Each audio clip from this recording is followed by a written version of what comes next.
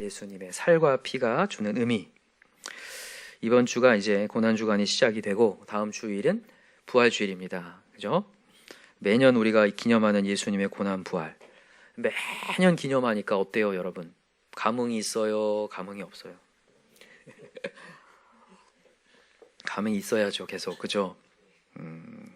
이제 우리는 고난주간에는 예수님이 십자가에 달려 돌아가신 것도 알고, 돌아가셨기 때문에, 나를 위해서 십자가에 달려 돌아가셨기 때문에 슬퍼하며 또 감사해야 된다는 것도 알고, 그분이 또 부활해서 기뻐해야 되는 것도 알아요. 그죠? 그렇다면 과연 예수님이 꼭 우리를 위해서 죽으셔야 했나라는 의문이 생길 때가 있어요. 예전에 우리가 패션 오브 크라이스트 같은 거 이제 영상 보면 너무 고통스럽고 막 잔인한 모습이잖아요. 막 피가 흘리고 막 그러는데 꼭 이렇게까지 죽으셔야 됐나? 여러분, 왜 예수님이 죽으셔야 되냐면 죄의 삭은 뭐죠? 사망입니다. 죄의 삭은 사망.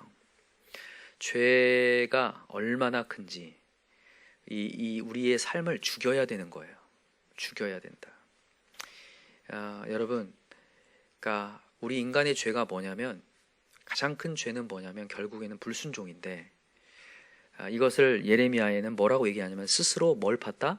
웅덩이를 팠다라고 얘기해요. 그러니까 불순종이 다른 게 아니라 하나님 말씀이 안 들려오는 게 죄악이거든요. 하나님 말씀이 안 들려와요. 자기 인생에 너무 빠지다 보니까 말씀이 안 들려와요. 이게 죄악이거든요. 여러분, 하나님이 우리를 창조하실 때 우리를 하나님과 교제할 수 있도록 창조를 해 놓으셨는데, 우리가 그 하나님 말씀을 안 듣고 내가 살아보겠다고 하는 거예요. 이게 가장 큰 죄악이 된 거예요. 그래서 하나님이 창조할 이유와 목적을 이제 잃어버린 상태인 거죠. 그러면 우리가 있을 이유가 없는 거예요. 그러니까 우리가 죽어 마땅한 거죠. 그러니까 죽어야 되는 거예요, 우리는요. 창조의 이유가 사라져버린 거니까. 내가 너희를 왜 창조했냐? 난 너와 교제하고 너와 즐거워하기 위해서. 보시기에 심히 좋았더라. 함께 즐기려고 하나님이 창조했는데 자기 스스로 살겠다고 하니까 살 이유가 없어져 버린 거예요. 놓아둘 이유가 없는 거죠. 여러분, 우리가 집에서도 쓸모없는 건 버리잖아요. 우리가 그런 존재예요. 하나님 앞에 원래 버려야 되는 존재죠. 하나님과 교제한 거 스스로 살겠다고 얼마나 세상 사람들 보면 자기의 즐거움을 따라서 살아갑니까? 예배하기에는 굉장히 즐겁지 않지만 세상에 나간 즐거움이 얼마나 좋아요. 그게 가장 큰 죄악이 된 거죠.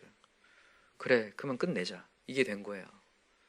근데 우리 하나님이 너무나 사랑이 크시자 우리 삶을 끝내지 않은 거죠.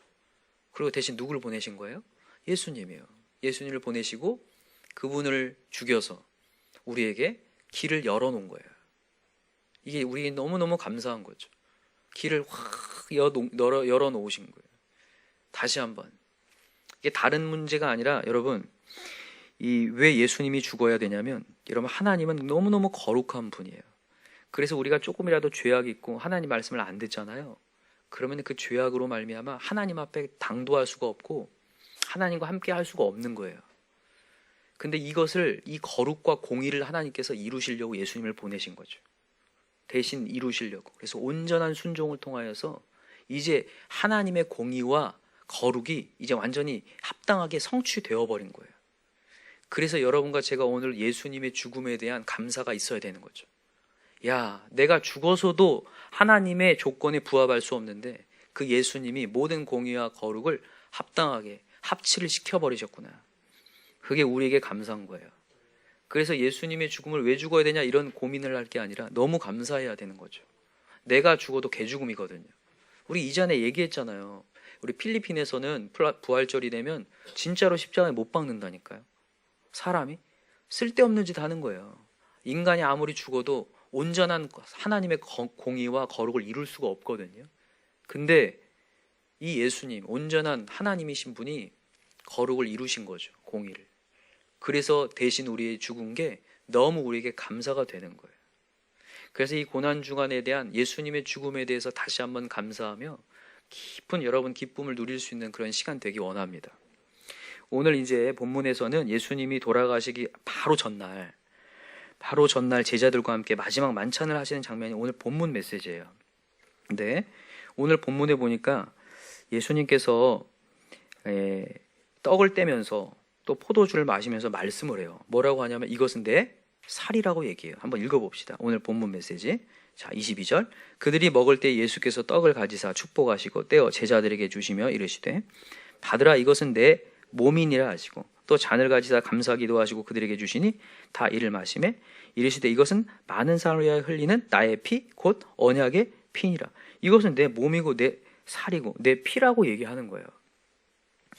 이게 갑자기 무슨 뜬금없는 소린가? 너무 무섭잖아요. 이게 살이라니, 이게 피라니, 식인종도 아니고 이 살을 먹는다니. 지금 이 제자들은 예수님을 이렇게 높이 보고 스승로 보고 랍비로 보고 있는데 내가 존경할 분일 걸 내가 그냥 물어 뜯는다니, 이런 생각이잖아요. 얼마나 무서워요. 근데 여러분, 이게 언제 일어난 거냐면 6월절에 지금 일어난 거거든요. 6월절에, 여러분 6월절이 어떤 날인지 아시죠? 6월절은 이스라엘 백성들이 애굽에 있다가 탈출했을 때 마지막 재앙, 10가지 재앙이, 10번째 재앙이 뭐였죠? 장자의 죽음이었습니다. 애굽 땅 온 전역에 있는 장자가 다 죽어요. 근데 어떤 사람은 산다고 했어요? 문설주에 어떤 피요?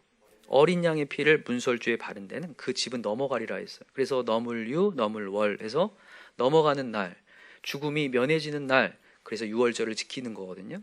그래서 이스라엘 백성들은 계속해서 대대로, 후손 대대로 6월절을 지키는데 가장이 가정에서 다 모아가지고 예배를 드리는데 그때 떡을 떼고 쓴나물을 먹으며 포도주를 마시면서 그날을 기려요. 근데 예수님이 지금 그러고 있는 거예요. 근데 예수님이 그냥 옛날 이야기하는 게 아니라 갑자기 무슨 얘기를 하는 거예요. 그 포도주 마세요. 이게 나야, 이렇게 얘기하는 거예요. 얼마나 황당합니까? 그냥 6월절이면 그냥 6월절로 가지 왜 갑자기 이게 나라고 얘기하시니까. 그러면서 뭐라고 얘기냐면 여기 나의 피 곧 언약의 피니라 얘기해요. 여러분, 이게 새 언약의 피라는 얘기예요. 옛날 언약이 아니라 지금 새 언약이 되었다. 그 어린 양이 누구란 얘기예요? 나라는 얘기다. 예수님이란 얘기예요. 그 예수님의 피로 말미암아 너희들이 이제 정결케 되고 깨끗이 된 것이다 라면서 예수님이 지금 이 얘기를 막 던지고 있는 거예요. 근데 중요한 건 뭐냐면요, 오늘 뭘 알아볼까 하냐면 왜 예수님께서는 이것은 내 몸이라고 얘기하시고 이것은 피라고 얘기하시면서 이것을 받아 먹으라고 하실까? 이거 먹으라고 하잖아요. 지금 그냥 피고 그냥 살이다 그러면 괜찮겠는데 이걸 먹으라고 하잖아요. 무섭잖아요. 정말 이게 무슨 의미인가, 그걸 원래 알아야 돼요. 그죠? 우리가 성찬을 계속 하면서 포도주 마시고 우리 다음 주도 이제 하게 될 텐데 포도주와 이 떡을 마시면서 이게 주는 의미가 뭔지를 확실히 알아야 될 것 같거든요. 그래서 두 가지 알아볼게요. 첫 번째는 뭐냐면 여러분, 예수님의 살과 피는 영생을 의미해요. 영생이요. 영생이 뭡니까 여러분? 영원한 생명이죠. 영원한 생명. 영원한 생명이에요. 영원한 생명을 얘기하는데 여러분, 생명을 유지되려면 먹어야 됩니다. 맞습니까? 먹어야 돼요.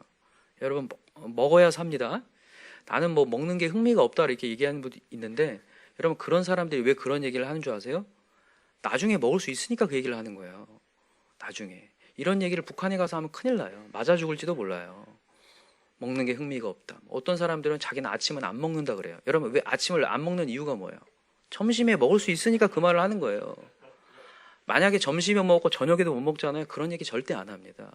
아침에 안 먹는다 이런 얘기 안 해요. 그냥 있으면 먹죠. 빨리 먹어놓죠. 다 저장시켜 놓죠. 그냥 인간은 먹어야 되거든요. 먹어야 살거든요. 어제도 제가 말씀 준비하면서 점심에 뭘 좀 안 먹었더니 머리가 안 돌아가요. 말씀이 안 들려와요. 하나님의 메시지도 안 들려와요. 그래서 정말 설교도 식후경이구나 이런 생각을 먹어야 돼요. 영적으로도 마찬가지입니다. 여러분, 영원한 생명이요 그냥 유지되는 게 아니에요. 먹어야 되는데 뭘 먹어야 되냐? 예수님의 살을 먹어야 된다는 거예요. 예수님의 몸을. 자, 한번 가봅시다. 요한복음 6장으로 가봐야죠. 한번 다 찾아보세요.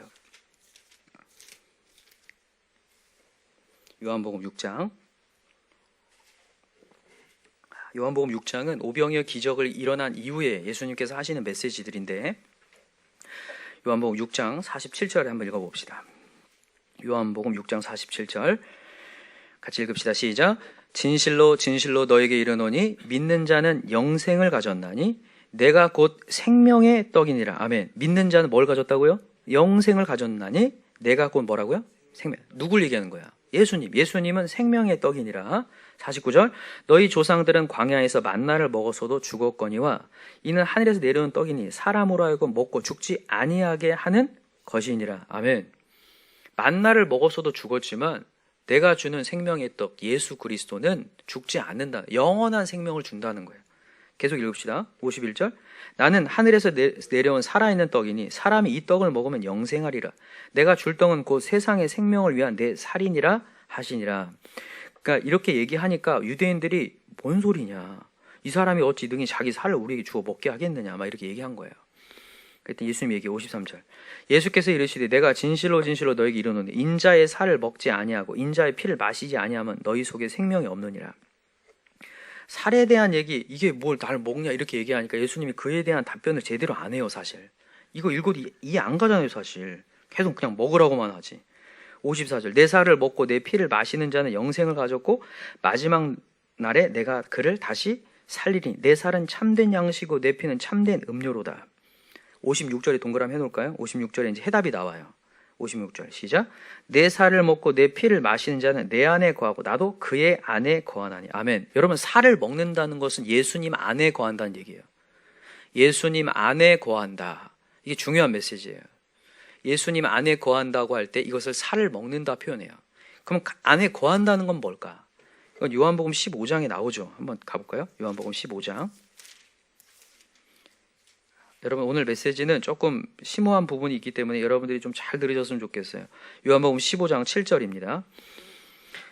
요한복음 15장 7절 시작. 너희가 내 안에 거하고 내 말이 너희 안에 거하면 무엇이든지 원하는 대로 구하라. 그리하면 이루리라. 아멘. 여러분, 너희가 내 안에 거하고 내 뭐가요? 말이 보이세요? 말에다 동그라미 해서 내 말이 너희 안에 거하면 무엇이 원하는 대로 구하라. 여러분, 예수님의 살을 먹는다는 것은 예수님의 말씀을 먹는다는 거예요. 예수님의 말씀을 먹는다. 여러분, 예수님의 말씀을 먹어야 우리의 생명이 유지된다는 거예요. 이게 진짜 중요한 메시지예요. 잘 들어보세요. 여러분, 사람들은요, 신앙인들 가운데 착각을 하는 게 하나 있어요. 구원의 확신에 대한 착각인데, 구원을 믿으니까 나는 구원받았다. 이것을 착각을 해요. 어떻게 해요? 그냥 난 오늘 믿었으니까 하나님과 교제 없이, 하나님의 말씀에 교제 없이 나는 구원받았다라고 착각을 해요. 절대 아닙니다.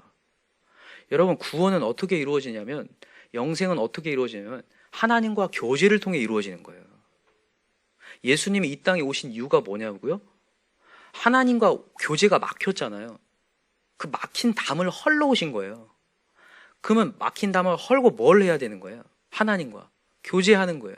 그 교제가 되어야 영생이 되는 거예요. 많은 사람들이 영생을 착각을 해요. 영원한 생명을요. 여러분, 이방인들의 영생이 있어요. 이방인들의 영생을 착각하면 안 됩니다. 우리의 영생과 이방인, 이교도들의 영생은 뭐냐면요, 내가 그런 존재가 되는 거예요. 내가 불사조가 되는 거예요. 내가 불멸의 존재가 되는 게 영생이라고 여겨요. 진짜 한번 보세요. 여러분, 무슨 영화라든지 뭘 보면 자기가 갑자기 확 변신이 돼요. 불사조로. 그걸 상상해서 만든 것들이에요. 그렇게 되길 바래요. 그러나 성경은 절대 그런 얘기 하지 않아요. 성경은 철저히 하나님 절대 의존적으로 만들었거든요, 인간을요. 그래서 오늘도 우리가 하나님의 말씀의 공급을 받아야 영생이에요. 만약에 말씀의 공급을 받지 않는다, 하나님과 교제가 없다, 끝입니다. 영생하지 못해요. 구원 없습니다. 왜 우리가 구원의 길을 가다가 구원에서 탈락하는 자들이 나온다 얘기를 하냐면 교제가 끊어지기 때문에. 여러분, 사단 마귀가 하는 역할이 뭔지 아세요? 그것을 하는 거예요. 네가 하나님이다 이렇게 얘기하잖아요. 네가 스스로 불사신이 될 수 있다, 불멸의 존재가 될 수 있다라고 착각하게 만들거든요. 요즘에 아까 전에도 제가 기도회 때도 얘기했지만 요즘에 과학이 발달하면서 인간이 점점점 교만해지고 있어요. 요즘에 DNA 가운데 뭘 발견했냐면 노화를 일으키는 DNA를 발견했어요. 그래서 이 DNA를 잘 조종하면 이제 노화를 일으키지 않는다는 거예요. 노화를 일으키지 않는다는 것은 죽음이 없다를 얘기한다는 거예요. 그래서 앞으로 이제는 우리는 다 불사신이 된다는 거예요. 너무 좋죠, 여러분? 계속 사는 거예요. 여러분, 근데 그건 큰 착각입니다. 인간이 DNA로 말미암아 불사신이 되는 게 아니라 환경이 이미 우리를 죽여요. 환경이에요. 우리의 마음이 이미 죽는다니까요. 여러분, 연간 자살로 말미암아 15,000명이 죽거든요. 매년요. 지금 우리가 뭐 코로나로 뭐 70명 뭐 죽었다 뭐 이렇게 얘기하는데 그거 아무것도 아닌 거예요. 1년에 이 대한민국에서만 15,000명씩 죽어난다니까요. 그리고 여러분, 미국에서도 연간 이 누군가를 분노해서 증오해서 총기 사고가 아니죠. 쏴 죽이는 거죠. 이런 증오로 말미암아 죽어나가는 사람이 8,000명이 넘거든요. DNA가 노화가 방지되면 뭐예요?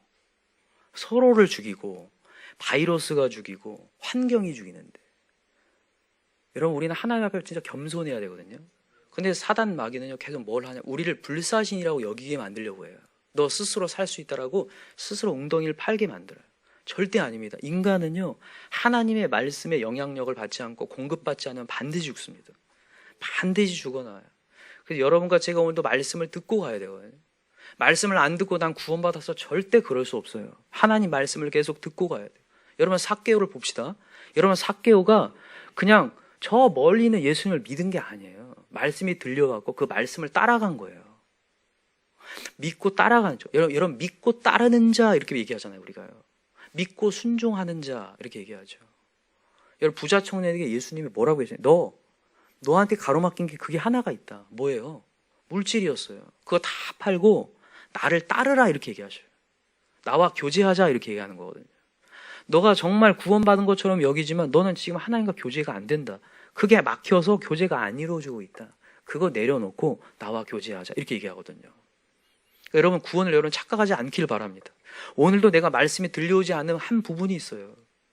그것이 깨지지 않으면 구원의 역사가 일어날 수 없고 영생으로 나가기가 어려워요.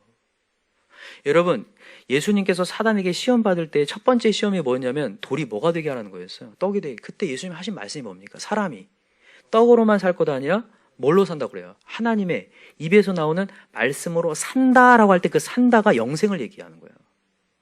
하나님의 입에서 나오는 말씀으로 산다, 그 영생.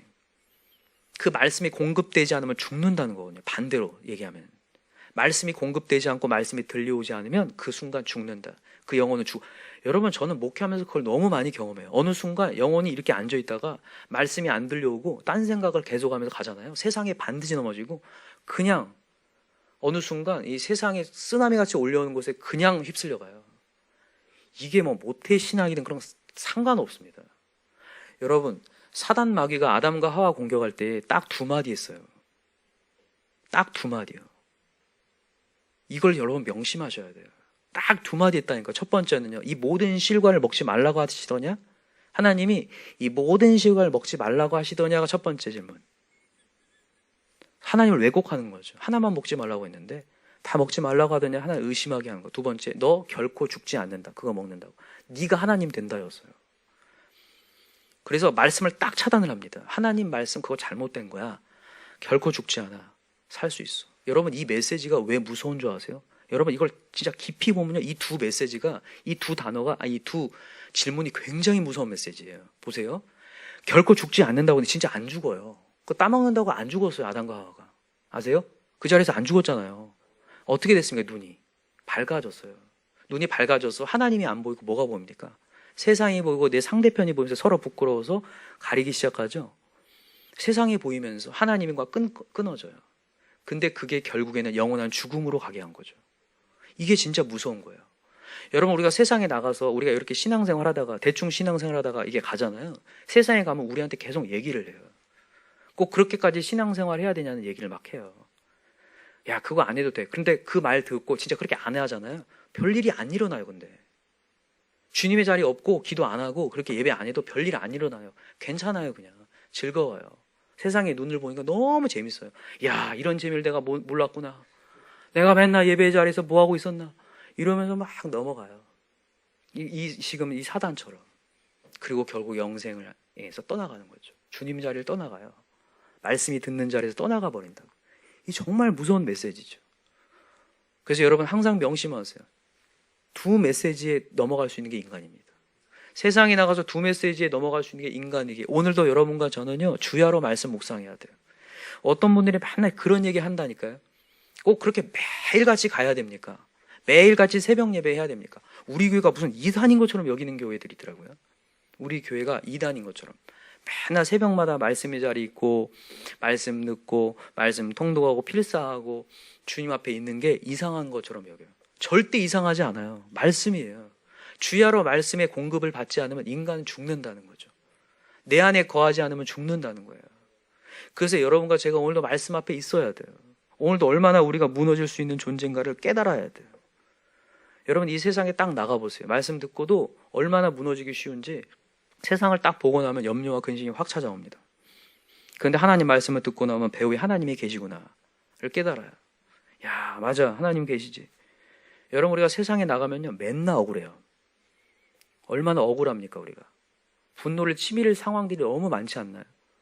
막 나만 뭐 해야 될 것 같고, 나만 희생하는 것 같고, 가정에서든 어디서든 꼭 나만 뭔가 하는 것 같아요. 저 사람은 맨날 노는 것 같고 나만 뭔가 하는 것 같다고요. 그지 대영아? 아니야? 형은 맨날 노는 것 같고 나만 일하는 것 같고, 또 기도인 또 그렇지 않고, 그지? 나만 뭔가 하는 것 같은 느낌이 막 든다고요. 억울해요. 근데 여러분 하나님 말씀 보면요 내가 제일 행복한 사람인 거예요. 하나님의 은혜 받은 사람과 사랑받는 자였고 은혜 받는 자였고. 여러분 우리가 지난 금요일도 우리가 살펴봤지만 향유 옥합을 깨뜨리는 그 마리아, 그죠? 그 300데나리 3천만 원이 되는 것을 어떻게 쏟을 수 있느냐. 자기는 사랑받았다는 거예요. 은혜를 받은 자라는 거죠. 야, 맞아, 난 다 가진 자인데, 내가 하나님 배후에 계신 분인데, 이 말씀을 깨닫는 순간 이게 열리는 거예요. 억울함에서 벗어나 행복해지는 거죠. 근데 말씀이 없으면 행복함이 없어집니다. 외로워져요. 맨날 나만 피해자예요. 열심히 일하면서도 피해자고, 희생하면서. 여러분 우리가 희생을요 억울하게 막 희생하는 건 희생이 아니에요. 그거는 자기 연민이라고 불러요. 그거를요. 내가 또 저 사람에 대해서 해야지. 한숨 쉬면서 하는 거 있죠. 그 옆에 있는 사람 한숨 쉬는 거 그거 좋아합니까? 무슨 얘기예요? 그런 게 옆에 사람 하지 마 그냥 이렇게 얘기해야지. 마음이 불편하죠. 여러분 우리의 희생을 하나님 뭘 요구하시냐면요 기꺼이 희생을 원하는 거예요. 자원하는 희생. 근데 이 기꺼이 희생이 어떻게 되냐면 내가 하나님부터 사랑받아야 그게 희생이 돼요. 가족을 위해서 누구를 위해서 일하는 것도 내가 기쁨이 넘쳐야 되거든요. 근데 말씀 없이는 절대 안 돼요. 내 말씀이 나한테 찾아오잖아요. 그게 돼요. 근데 영이 소생을 합니다. 역사가 일어나요. 그래서 여러분과 저는 주야로 말씀을 묵상하고 다시 한번 생명 되시는 메시지를 들어야 되고 예수님의 살을 먹어야 돼요. 그래서 예수님이 살을 먹으라 이렇게 얘기하는 거예요. 자, 한번 찾아볼까요? 시편 19편을 한번 가보세요.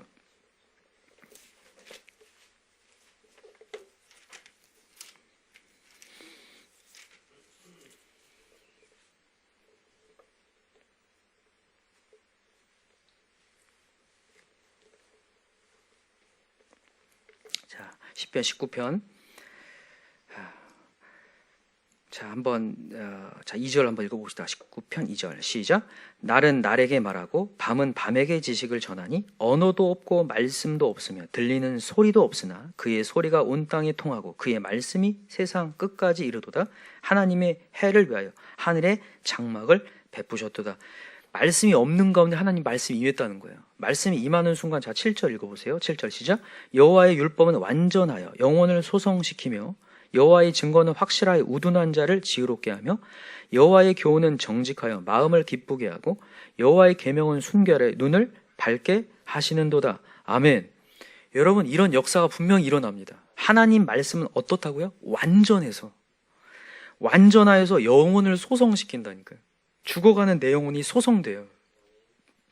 여러분 여기서 중요한 게 있어요. 여러분은 말씀을 통해 영혼이 소성되고 있느냐, 말씀을 통해서 영적으로 살아나고 있는가를 보셔야 돼요. 내가 말씀을 잘 듣고 있는가 안 듣고 있는가를 평가할 수 있는 방법은요, 말씀은 생명이기 때문에 말씀을 듣는 순간 영혼이 소성해야 돼요. 소성이 안 되고 있다는 것은 지금 영적인 메시지를 안 듣고 있다는 거예요. 마음밭이 준비가 안 돼서 말씀을 흘리고 있다는 거예요. 여러분 말씀은 완전해서 반드시 영혼이 소성합니다. 말씀을 들으면 살아나 버려요. 역사가 일어나 버려요. 여호와의 증거는 애매하지 않아요. 여호와의 증거는 확실하여서 우둔한 자를 지혜롭게 해요. 이 지혜롭게 한다는 게 어떤 거냐면 나를 알게 된다는 얘기예요. 여러분 우둔한 사람은 자기를 몰라요. 지금 내가 하고 있는 행동이 얼마큼 잘못된지를 몰라요. 근데 말씀이 증거가 확실해서 거울이 돼서 날 비추는 순간 내가 지금 얼만큼 잘못 가고 있고 내 영혼 상태가 얼마나 안 좋은지를 확 알게 해줘요.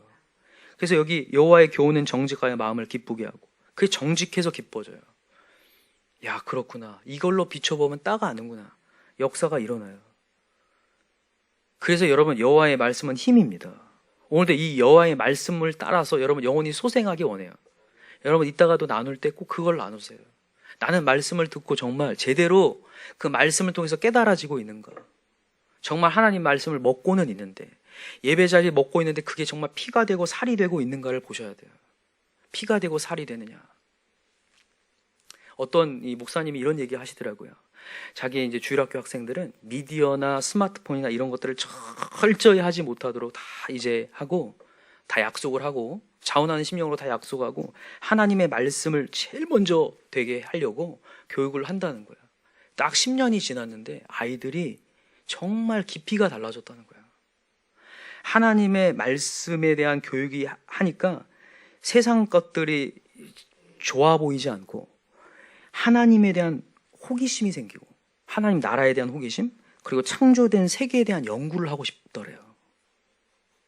과학이 막 재밌어지고 하나님이 만드신 세계가 막 보이기 시작하는 거예요. 그리고 묵상과 생각이 막 깊어졌다는 거예요. 정말이에요. 그러고 대화를 하는데 옆에서 들어보면 너무 깊이가 있다라는 거예요. 영적으로. 여러분, 우리가 그럴 수 있어요. 말이 벌써요, 하나님의 말씀이 제대로 들려와서 영적으로 소생한 사람은요, 말에 깊이가 있어요. 근데 벌써 말에 깊이가 없이 맨날 세상 가심 얘기들, 생명력 없는 이야기, 날아가는 이야기, 그냥 어디 뉴스 몇 번 찾아보면 알고 아는 이야기, 그런 이야기들만 맨날 해요. 왜 그러냐면 안에 성경이 말씀이 내 마음 가운데 찾아오지 않아서, 채워지지 않아서, 말씀을 흘렸기 때문에 맨날 세상 가심 얘기들, 영상 얘기들이 모든 것에 빠져 있는 거죠. 예전에 제가 학창 시절에 우리 이 선생님 중에 맨날 이런 선생님이 한 분 있었어요. 우리가 이렇게 떠들고 있잖아요. 그러면 지나가면서 아유, 머리에 똥만 차가지고 맨날 이런 얘기를 하시는, 그래서 맨날 우리가 그 야자 시간에 그 선생님이 막 들어오면 야, 똥 선생님 온다고 맨날 그랬거든요. 똥 선생님이라고도 안 했어. 똥이 온다 이렇게 얘기했거든요. 그래서 말 조심해야 돼요, 진짜. 근데 지금 알겠는 거예요. 그 선생님이 보기에 맨날 쓸데없는 얘기만 하고 있는 거예요. 지금 열심히 뭔가를 하지 않고 맨날 날아가는 이야기, 정말 인생에 깊이 있는 얘기를 하지 않고 머리에 똥만 차가지고 똥 같은 이야기만 한다는 거예요. 아무 의미 없는 얘기. 그 아무 없는 얘기를 통하여서 내 심령이 지금 죽어가고 있는지는 모른지. 오늘 예수님께서 이 떡을 먹어라, 살을 먹어라, 이 말씀을 먹어라. 여러분, 피가 되고 살이 되라는 얘기예요, 진짜. 그러니까 여러분과 제가 진짜 돌아봐야 될 게 그거예요. 진짜로 말씀이 내 마음 가운데 완전히 영양 공급이 되어서 내 입술이 지금 달라지고 있는가? 생명이 되고 있는가? 능력이 되고 있는가? 누군가에게 깊이 있는 메시지가 전달되고 있는가? 이것을 정말 돌아봐야 돼요. 그게 안 되고 있다면 여러분, 우리는 껍데기인 거죠. 그냥 앉아있다 가는 거죠. 아무 영향력 없이. 친구들과 대화할 때가 벌써 달라져야 돼요. 믿지 않는 사람하고 대화할 때도 말씀이 점여져 있고 피가 되고 살이 된 사람이 체득되어서 메시지가 다르다니까요. 강력한 파워가 나타나요. 정말로요. 영혼이 소생한다니까요. 완전하여서. 그래서 메시지가 달라지고, 야, 넌 어디서 그런 얘기를 하냐? 이런 얘기들을 저절로 듣게 돼요. 영적으로 소생했기 때문에. 살이 되고 피가 됐기 때문에. 근데 살이 되고 피가 되지 않은 사람들은 그냥 말씀은 말씀이고 내 얘기는 내 얘기가 된 거죠. 양분되어서 계속 가니까 아무 영향력도 없고 신앙은 재미가 없는 상태로 계속 유지하고 가는 거거든요. 그래서 여러분, 우리 다시 한번 예수님의 살을 먹읍시다. 예수님의 말씀을 먹어야 돼요. 정말 피가 되고 살이 되게 도와주십시오. 이것이 완전히 점여서 내 생각과 가치관이 완전히 변화되게 도와주십시오. 내가 세상의 것들을 다 관심사를 내려놓고 이제 하나님의 말씀을 통해서 완전한 것들로 내 영혼이 소생되어서 그 영혼에게 뭔가를 한마디를 했을 때에도 영혼이 살아나는 역사가 일어나게 도와주십시오. 우리 교회가 지금 새벽마다 말씀을 듣고 있지만 저는 계속 그 기도가 나와요. 말씀만 듣고 지식만 커지고 입술은 전혀 가치관 변화가 없는 상태로 간다면 이거는 진짜 위험 수준이거든요. 과연 진짜로 말씀이 정말 내 힘이 되어서 강력한 파워가 되어서 예수 그리스도의 생명을 전하고 능력을 전하고 비전을 전하고 소망을 전하는 자인가, 그렇지 않은지를 자기를 진짜 돌아보시고 오늘 다시 한번 우리 마음을 기경합시다. 그래서 하나님 말씀에 심어질 수 있는 그런 역사들 다 일어났으면 좋겠습니다. 두 번째입니다. 두 번째는 뭐냐면 이 살과 피는 뭘 얘기하냐면 죄사함을 준다는 거예요. 죄사함이요. 여러분, 살과 피를 먹는다는 것은 예수님의 죽음을 받아들이는 거예요. 여러분, 예수님의 살, 이 십자가에 달려 돌아가실 때 다 찢기시거든요. 완전히 찢겨져요. 채찍질할 때 다 찢겨지거든요. 그게 예수님이 이 떡을 딱 떼는 것이 이게 찢겨짐을 의미해요. 또 피를 마신다는 피의 흘림을 얘기하시고, 그러니까 결국엔 예수님의 죽음을 얘기하는 거거든요. 여러분, 죽음이 좋습니까? 안 좋습니까? 사실 우리는 죽음이 좋지 않잖아요. 그러니까 제자들이 죽는다는 얘기를 하니까 예수님이 계속 못 받아들여요. 안 됩니다, 안 됩니다. 죽음은 결국 인간의 끝을 의미하고 절망을 의미하고 사실 소망 없음을 의미하거든요.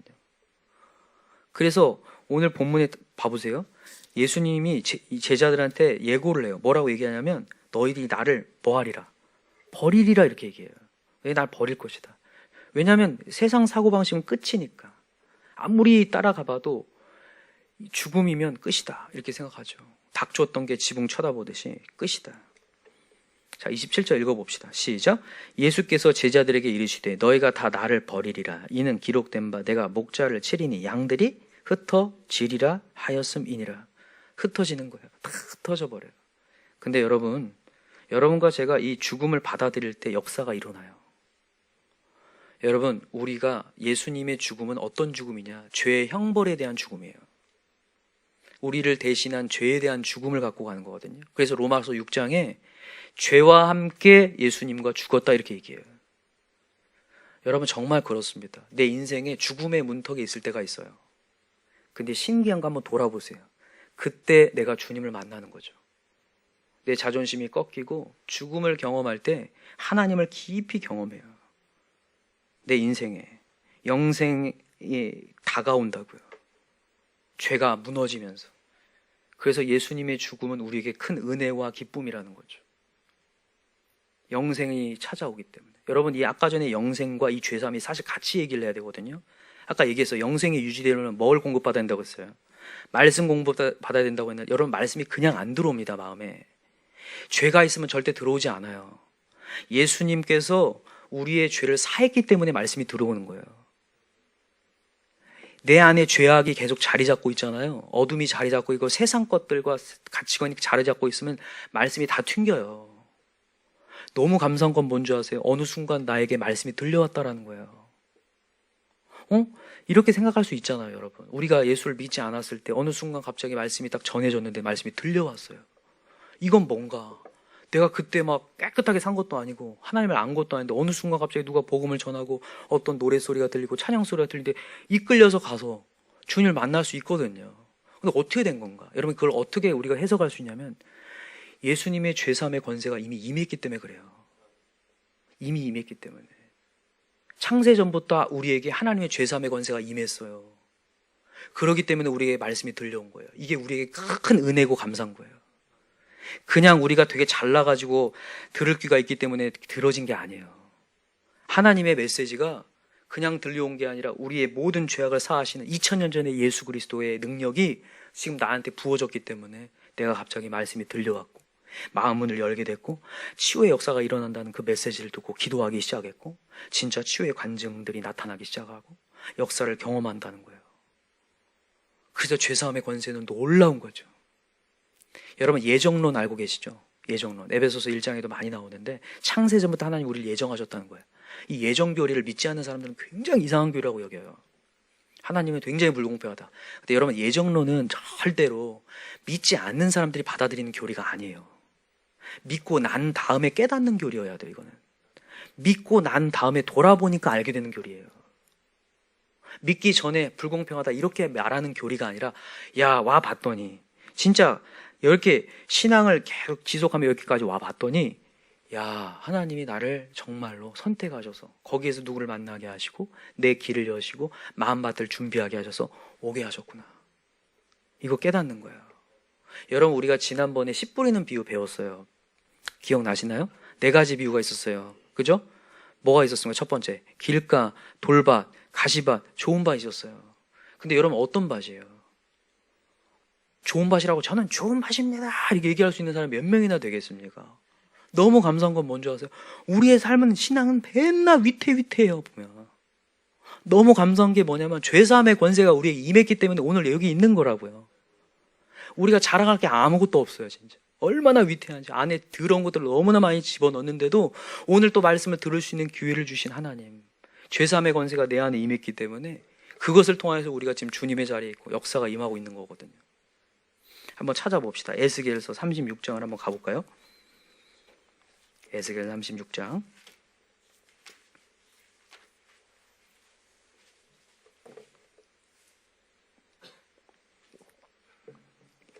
에스겔 36장. 자, 25절부터 한번 읽어봅시다. 에스겔 36장 25절, 구약성경 1208쪽에 있습니다. 에스겔 36장 25절 시작. 맑은 물을 너희에게 뿌려서 너희로 정결하게 하되 곧 너희 모든 더러운 것에서와 모든 우상 숭배에서 너희를 정결하게 할 것이며 또 새 영을 너희 속에 두고 새 마음을 너희에게 주되 너희 육신에서 굳은 마음을 제거하고 부드러운 마음을 줄 것이며 또 내 영을 너희 속에 두어 너희로 내 율례를 행하게 하리니 너희가 내 규례를 지켜 행할지라. 아멘. 누가 준다는 거예요? 하나님이 준다는 얘기를 하는 거예요. 권세를 준다는 거예요. 죄사함의 권세를 주어서 그것으로 깨끗하게 나를 만들어서 하나님이 하나님의 말씀을 들려올 수 있도록 역사를 준다는 거예요. 율례를 지킬 수 있게 만들어준다는 거예요. 이게 놀라운 죄사함의 권세예요. 이렇게 하나님이 다 준비하고 있다는 거예요. 여러분, 준비하고 예비하신 하나님 너무 감사하죠. 여호와 이레예요. 여러분, 씨 뿌리는 비유에 좋은 밭에는 몇 배 결실한다고 했어요? 30배, 60배, 100배거든요. 여러분, 이 결실할 수 있는 사람들입니다, 우리가요. 여러분, 이런 자부심이 있었으면 좋겠어요. 진짜로 죄사함의 권세가 우리한테 임해서 진짜 결실한다니까요. 근데 중요한 게 있어요. 여러분, 우리가 이 죄사함의 권세를 사용해야 된다는 거예요. 근데 우리가 이 죄사함의 권세를 사용을 안 해요. 이게 큰 문제예요. 여러분, 죄사함의 권세를 사용하지 않고 자기가 죄를 이기려고 해요. 자기가 해보려고 한다고요. 자, 보세요. 오늘 본문 돌아와 보세요. 이제 이 얘기가 다 끝난 다음에 베드로가 무슨 얘기를 하는지 보세요. 예수님께서 제자들에게 너희가 나를 버린다 이렇게 얘기를 하니까 베드로가 막 얘기를 해요. 29절에 한번 읽어봅시다. 29절, 오늘 본문 14장 29절 시작. 베드로가 여짜오되 다 버릴지라도 나는 그리하지 않겠나이다. 예수께서 이르시되 내가 진실로 내게 이르노니 오늘 이 밤 닭이 2번 울기 전에 네가 3번 나를 부인하리라. 베드로가 힘있게 말하되 내가 주와 함께 죽을지언정 주를 부인하지 않겠나이다 하고 모든 제자도 이와 같이 말하니라. 지금 베드로가 힘있건 얘기해요. 어때요? 되게 칭찬할 만하지 않나요? 의리예요. 의리의 사나이 베드로가. 요즘에 그 김보성 씨가 얘기하는 의리 뭐 이거잖아요. 의리로 나는 절대 예수님 포기하지 않고 만약에 죽더라도 예수님 함께 죽겠습니다. 막 얘기해요. 됩니까? 안 됩니까? 안 돼요. 여러분, 성경은 절대 베드로를 칭찬하지 않아요. 이 메시지를요. 이거를 오히려 어떻게 여기냐면 흉악범이라고 여겨요. 아까 전에도 우리 예레미야 메시지를 우리가 얘기했는데, 여러분, 우리가 제일 큰 죄악은 스스로 웅덩이 파는 거예요. 스스로 죄를 해결해 보려고 하는 거죠. 스스로 자기가 하나님께 따라갈 수 있다고 여기는 거예요. 절대 그러면 안 되거든요. 근데 제가 많이 이제 큐티들을 이렇게 보면서 느끼는 게 그거예요. 많은 분들이 결단을 해요. 근데 육으로 그걸 이기려고 해요. 그걸 어떻게 증명할 수 있냐고요? 기도하지 않아요. 그냥 결단만 하고요. 기도의 자리에 없어요. 베드로가 딱 이랬거든. 여러분, 여기 지금 베드로가 힘있게 얘기 딱 하잖아요. 부인하지 않겠다고. 그리고 뒤에 가서 기도합니까? 안 합니까? 안 해요. 3번이나 가서 얘기하는데도 해요? 안 해요? 안 하고 뭐 합니까? 자죠. 왜 자요? 자기 힘으로 할 수 있다고 여기니까 자는 거예요. 여러분, 큐티 결단하고 절대 결단대로 우리가 지킬 수 없다니까요. 그래서 무릎을 꿇어야 되거든요. 뭘 구해야 되냐면 죄사함의 권세와 영광을 구해야 돼요. 영을 구해야 되는데 육으로 돌아가 버려요. 이렇게 큐티를 하고 육으로 돌아가요. 그러면서 나는 안 되니까. 나는 안 되는 사람이다. 구제불능이라고 여겨서 근근히 살아요, 신앙을요. 그런 사람이 너무 많다는 거예요. 하나님의 능력은 파워가 있다고. 그래서 맨날 우리가 찬양을 하면서도 하나님은 능력이라고 하는데, 권능이라고 하는데, 힘이라고 하는데 나한테는 아무 느낌이 없으니까 말씀이고 난 난 거예요. 여러분, 확실합니다. 오늘 지금 말씀드릴게요. 여러분, 예수는 권능이에요.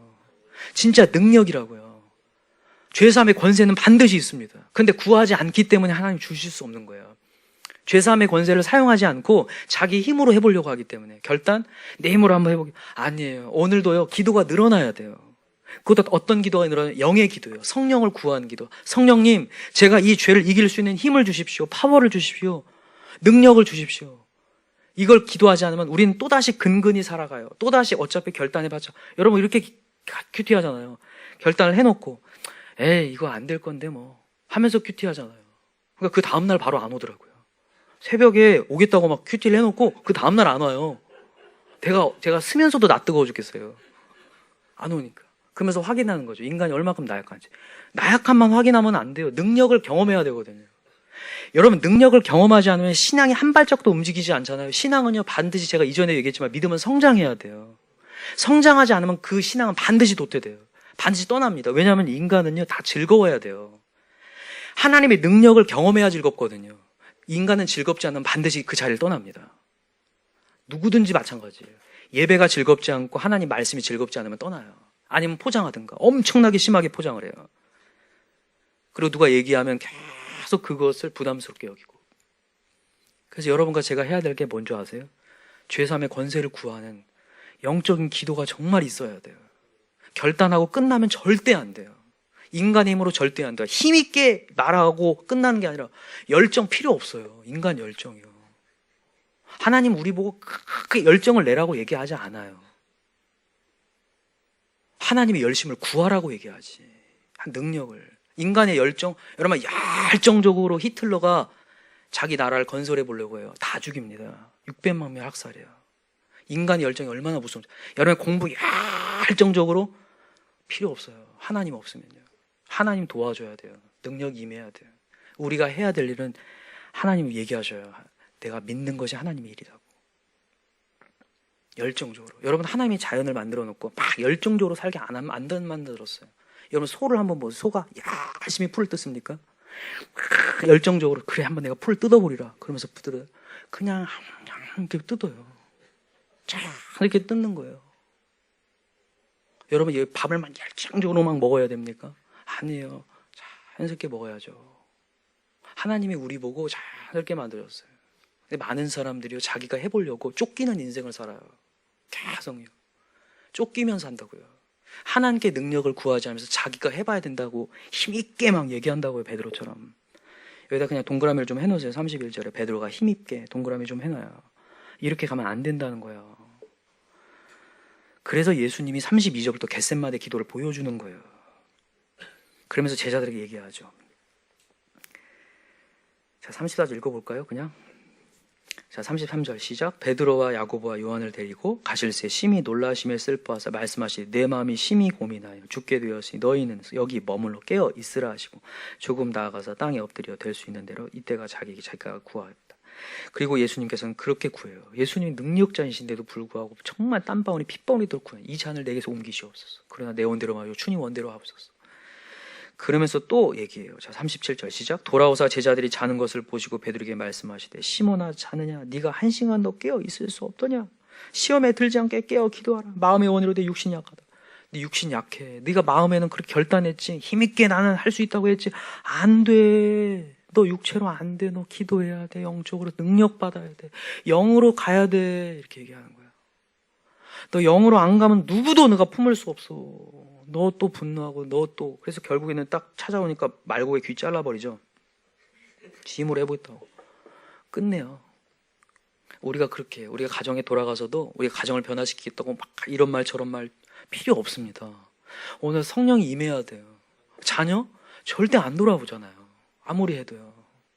오늘도 정말 영을 구해야 된다니까. 영의 기도에 들어가야 돼요. 성령을 정말 간절히 영을. 여러분 우리가요 우리의 영적 상태를 정말 아주 잘 알게 나면 깨어서 잘 알고 나면요 영을요 엄청 구하게 돼요. 기도를 조금만 안 해요. 절대로 엄청 기도하지. 정말 붙잡고 기도하지.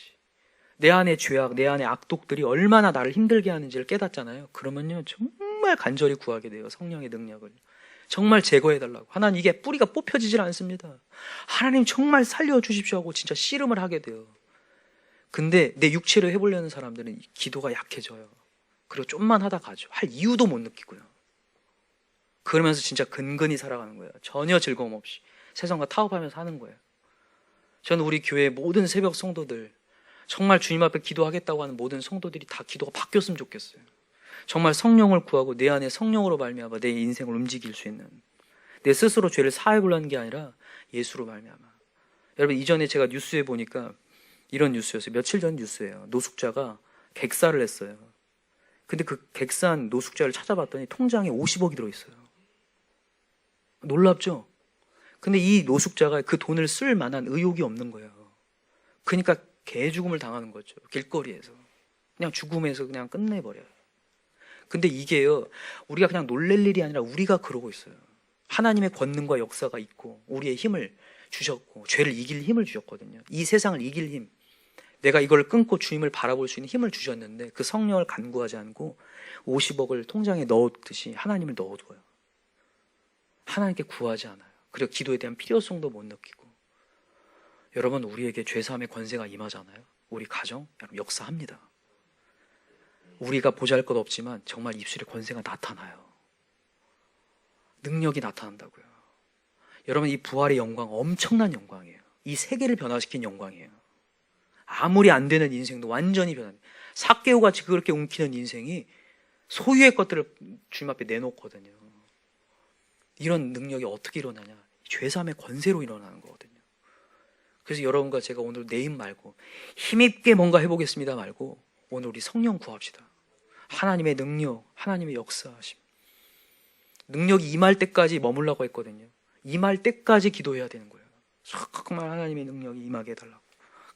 강력하게.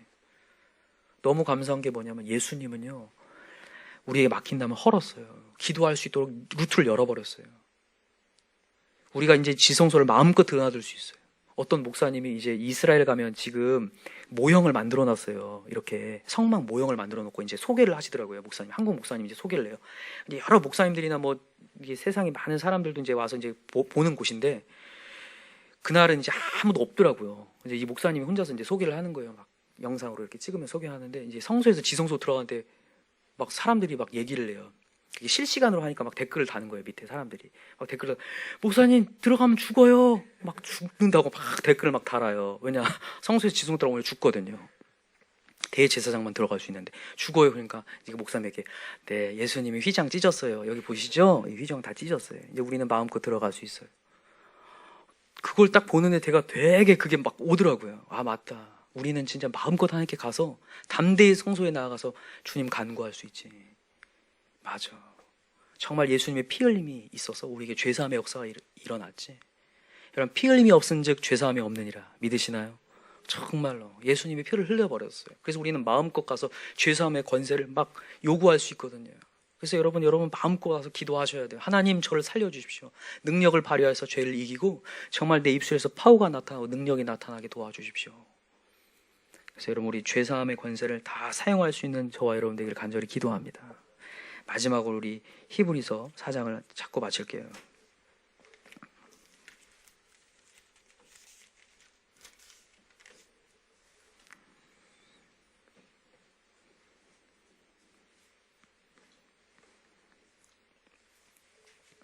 자, 4장 14절입니다. 시작. 그러므로 우리에게 큰 대제사장이 계시니 승천하시니 곧 하나님의 아들 예수시라. 우리가 믿는 도리를 굳게 잡을지어다. 우리에게 있는 대제사장은 우리의 연약함을 동정하지 못하실 리가 아니요 모든 일에 우리와 똑같이 시험을 받으신 이로되 죄는 없으시니라. 그러므로 우리는 긍휼하심을 받고 때를 따라 돕는 은혜를 얻기 위하여 은혜의 보좌 앞에 담대히 나아갈 것이니라. 아멘. 때를 따라 돕는 은혜 얻기 위하여 우리 나아갑시다. 정말로 이 죄를 이길 수 있는 힘을 허락하여 주십시오. 이제 여기서 전전긍긍하지 않고 한 발짝 더 나아가기 원합니다. 신앙이 성장하기 원합니다. 이 죄를 끊기 원합니다. 그래서 능력이 나타나고 영향력 미치는 자 되게 해달라고 여러분 기도할 수 있는 저와 여러분들 간절히 기도합니다. 기도합시다. 이 시간에 간절히 기도할 때 정말로 하나님, 지금까지 하나님의 능력을 맨날 들었지만 능력을 사용하지 못하고 능력을 구하지 못했습니다. 하나님 아버지, 죄사함의 권세가 우리에게 있습니다.